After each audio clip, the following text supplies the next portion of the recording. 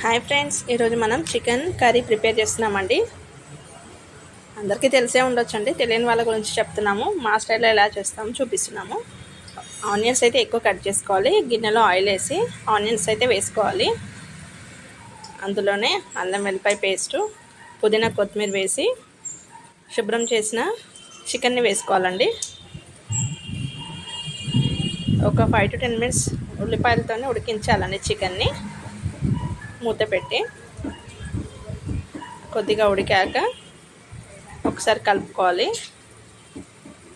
కొద్దిగా ఉప్పు, కారం వేసుకోవాలండి. ఇంట్లో ప్రిపేర్ చేసిన గరం మసాలా వేసుకోవాలి. కొంచెం కొబ్బరి పొడి ఉంటే కొబ్బరి పొడి వేసుకోవాలండి. తర్వాత ఉప్పు కారంతో ఒకసారి కలుపుకొని మూత పెట్టాలి. ఇప్పుడు కొబ్బరి పొడి వేసుకుంటున్నాము. మీకు కావాలి అంటే టమాటా వేసుకోండి, 2 టమాటాలు. మేమైతే వేయట్లేదు. గరం మసాలా ఇంట్లో ప్రిపేర్ చేసింది వేసుకొని ఒక 5 to 10 minutes ఉడికించాలండి. గ్రేవీ లాగా వస్తుంది, చికెన్ గ్రేవీ. గిన్నెలో తీసుకొని సర్వ్ చేద్దామండి కొత్తిమీరతోని. వీడియో నచ్చితే లైక్ చేయండి, షేర్ చేయండి, సబ్స్క్రైబ్ చేయండి friends. Thanks for watching. Bye. Have a nice day.